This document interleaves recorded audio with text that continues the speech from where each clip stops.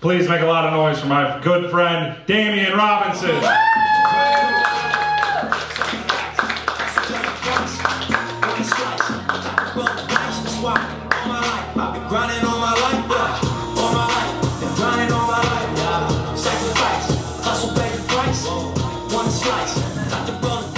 How y'all doing? Good. All right. This is, goddamn, it's some beautiful people here tonight. You single? I walked by, she said, no, I get it. You know, I'm a long way from home, so, you know, just thought I might introduce myself to you. You know, I saw y'all walk in, so I know you. Bruh. I'm liking that, you know what I'm saying? I'm trying to change the situation down here, you know what I'm saying? Like, first time I came down was a couple years ago, I didn't even think it was black people down here. Then I seen 12 of them. I'm like, oh shit. Like, hey, you know, and you know, when you see black people see other black people in a place we're not familiar with, we just do the hip and that's how I know I was safe. They was like, hell yeah, it's gonna be lit, man. Come to the show. Like, hey, black people, we gotta stick together, you know? But like, I like what y'all doing over there, man. Like, man, did your credit score jump up when you got with that? I'm just messing around.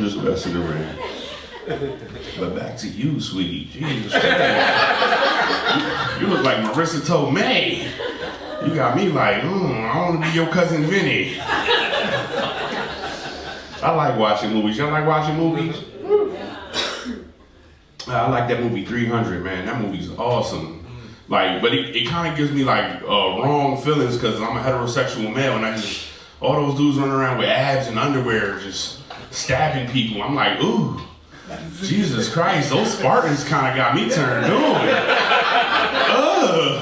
I shouldn't feel like this.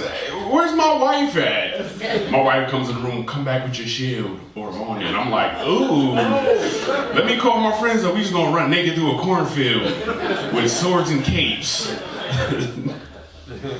Oh man, I'm gonna just keep coming back. I'm gonna break you tonight. Like, you leaving your boyfriend tonight. She's like, no, I'm not. That's your mother-in-law? Yeah. Does her boyfriend look better than me? Be honest. Well, I don't know. He does? He's my son and he's my oldest. Oh, so I definitely, all right. Is he here tonight? No, he's not. All right, so I'm hitting on you then. I'm gonna break this relationship. I'm gonna have me a second home down here. No, I'm just joking. Let me leave you alone because, you know, you might call him and he'd be like, that's the guy right there? He'd be like, that's the guy right there. Next thing you know, I'm in like an episode of Seinfeld getting chased by some hooligans down in Hanover, run into a cornfield, get lost. I used to think Hanover was a very small city until I actually came here and realized I got more than one traffic light. This is amazing. I'm like, oh man, this is a nice spot down here. I'm just pandering because, you know, like I'm kind of familiar with the area. I'm actually a truck driver, so I come down here and deliver down around this area. I work for a plumbing HVAC company, so every time like there's a whole new apartment structure, like townhouses and stuff being built like southeast of here, I built those. Like I ride by and I tell my kids, look, Daddy did all the plumbing there. My kids don't care. Fuck you, Dad. Take us to Chuck E. Cheese. Like I care about that. Did you put the toilet in Chuck E. Cheese? No, I didn't. They've been established since like 1987 up here, so you know. But I'll take my kids to Chuck E. Cheese. I hate Chuck E. Cheese because it's like a kid casino. You know what I mean? Like you go in there, all the bells and whistles going off, everybody's running around high and drunk off Kool-Aid. And the parents fight. Like I'm a very protective father because I got 3 daughters. Now my oldest is 26, so she's technically not my daughter anymore. She's a person that just lives in the house and fucking eats for free and shit. And, you know what I'm saying? Like we sent her to college and she came back and she's one of those people that's like, I don't gotta do shit no more. Like I don't even have to have a fucking pronoun. I'm like, yes you do. Like when I grew up, like it was boy, girl, he, she, you know, and she's like .0, and I'm like, what the fuck is that? Ain't no such thing as .0 in this motherfucking house. You either a boy or girl, goddammit. Now when you go outside and impress your liberal friends and you can be .0 dash. I don't give a fuck.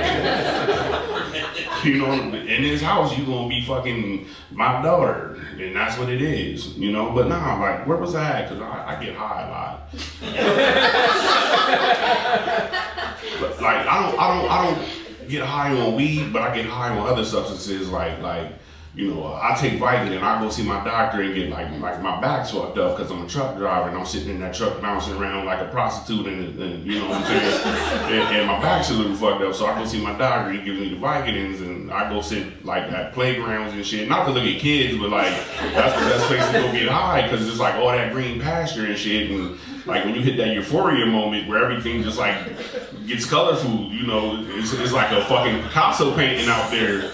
You know, and then my boss is calling me, where you at, man? I'm like, I'm at this park, man. It's gonna be a couple minutes because I think I shit myself. He's like, what are you talking about? I'm like, you know, they got me on this new prescription because he you know, he's like, you're black, so you probably got diabetes and you're fat. So I'm like, yeah, it's definitely the diabetes medicine, man, you know. But like getting high is like the best thing in the world, you know what I'm saying? But like I gotta be careful how I do it at work because if I wreck my truck, you know, I get the drug test and everything. Well, I'm gonna be honest with y'all, I'm the only black driver at my job, so it's like I get to all the randoms anyway. So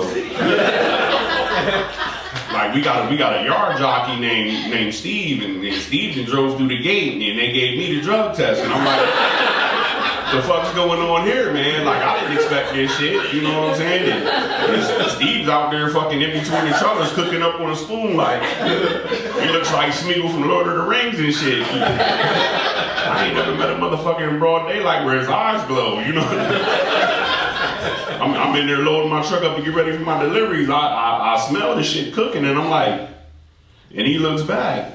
The precious. You know what I mean? Like, I'm like, Jesus Christ, bro. Like, you know, if that's what I gotta do to not take this drug test, sign me up.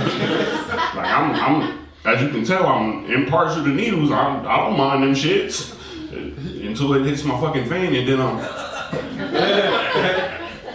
y'all got heroin addicts down here? Y'all keep them hidden, huh? I'm from Harrisburg. Them motherfuckers be out there on the street like. I seen a motherfucker transform, motherfucker hit the needle like broad daylight and just.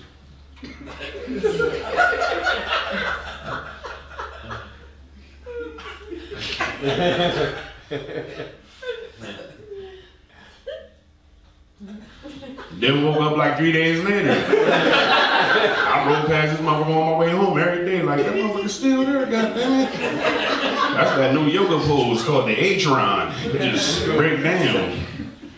Oh my God. Any older people in the crowd, I see the silver hair, sir. This joke's for you, you know what I'm saying? I feel like us older folks gotta stick together. You know, black don't crack. You wouldn't believe how old I am. If I could ask you, do you think how old I am? You can tell me real quick. 40.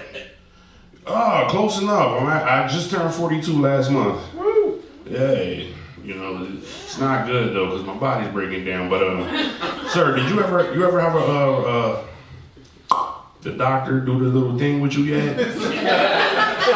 You did? Once or twice? Alright, see, it happened to me too, but it happened to me a lot younger than it was supposed to. I was only 22 years old. And I'm gonna tell y'all this story right now. I used to work for the Patriot News back in the day.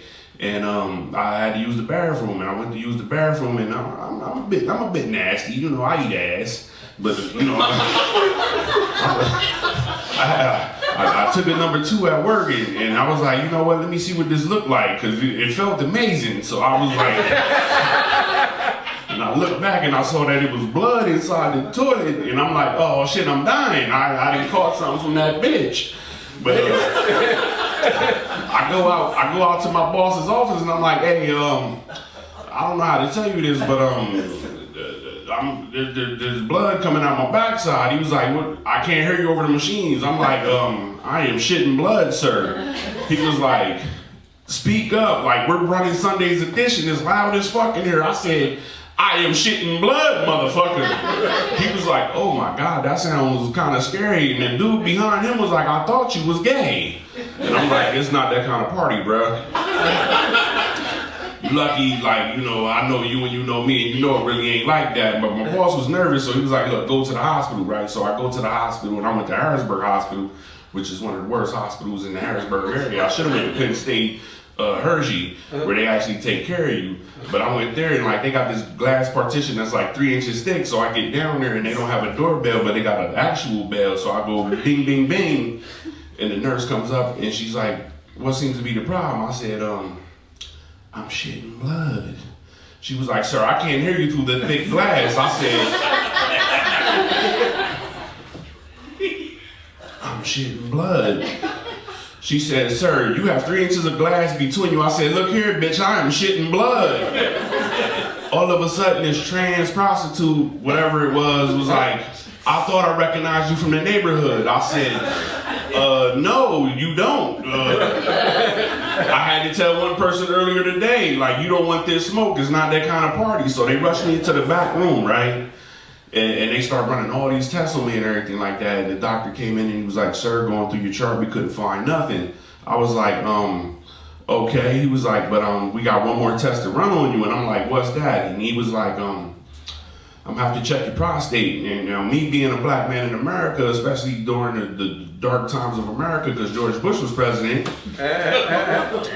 I didn't know what prostate was. You know, I'm thinking like I'm about to become like a all-state football player or some shit. But he was like, no, I'm gonna have to take these fingers and go up your rectum. And I didn't know what rectum meant either. I'm like, look, if you gonna try to wreck me, bro, get ready for like 12 rounds. He was like, no, sir, listen, understand what I'm trying to say is I'm gonna have to take these 2 fingers and jam them up your ass. I was like, no, the fuck you ain't.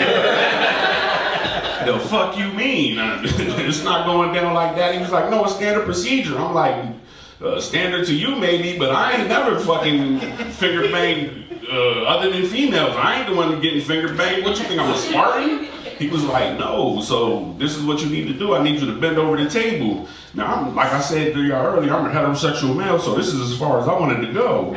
You know, and I'm black, so you know there's already like some kind of saggage going on. But he was like, no, I need you to actually drop your pants. So he pants me, flop, down to the fucking thing, and then he put his forearm in my back. So now I'm like this, over the exam table. And he goes in my butt, and I go, I start singing Negro spirituals. Wade in the water.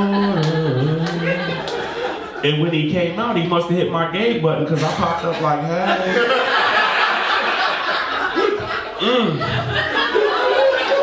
I said, Doc, I don't know if you know this, but this is prison shit from now on, okay? Pull your pocket out, we go together.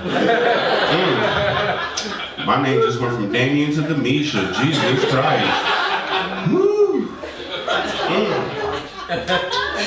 Look, you're gonna have to tell your wife about this shit, because this is fucking amazing.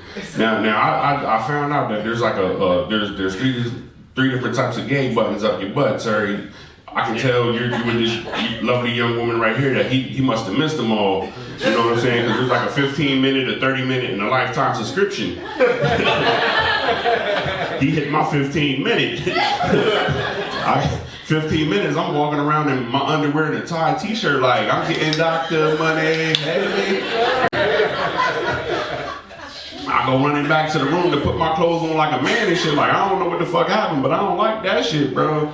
You catch me at the gay club on Tuesday, motherfuckers, in my drawers and shit, Yeah, but like, I went back there and put my clothes on. Now, me and my dad also worked together at the Patriot News, right? So, like, when they told my dad what was going on, my dad decided to come down to the hospital, and I came out of the room where I put my clothes on, and my dad standing right there, and we locked eyes, and I had that tear come down like the Indian in that old Burger King commercial or whatever, where they threw the fucking Burger King bag at him on the side of the road, and he just started crying because they fucked up America. Like, that doctor fucked up my rectum.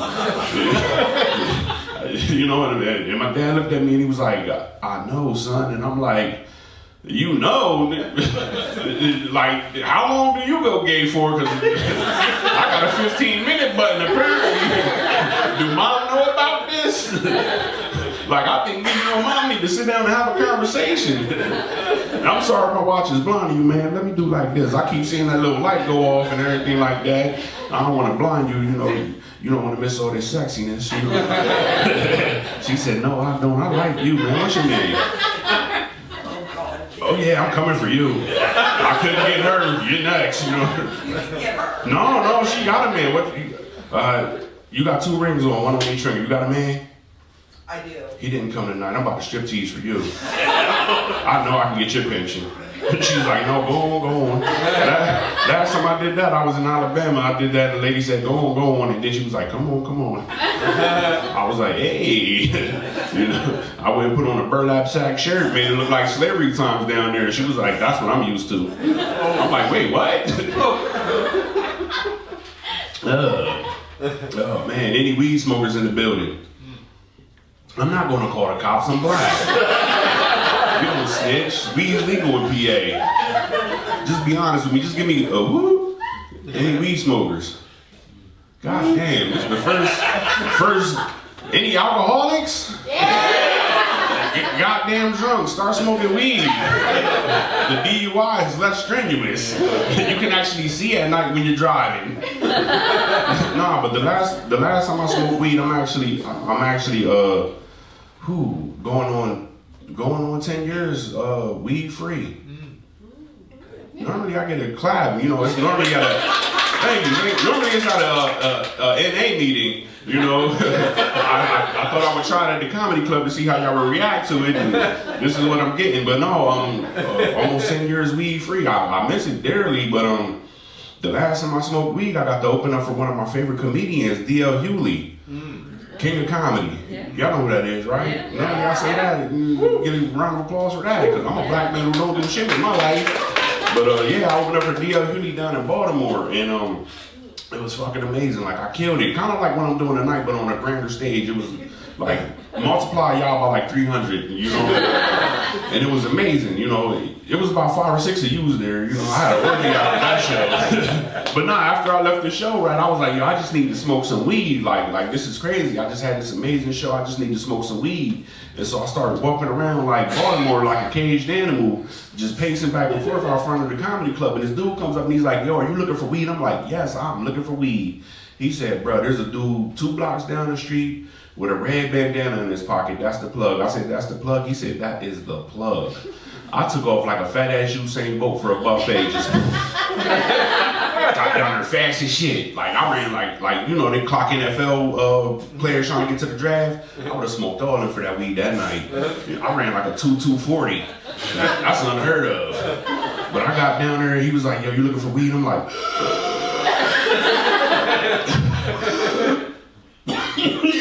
yeah.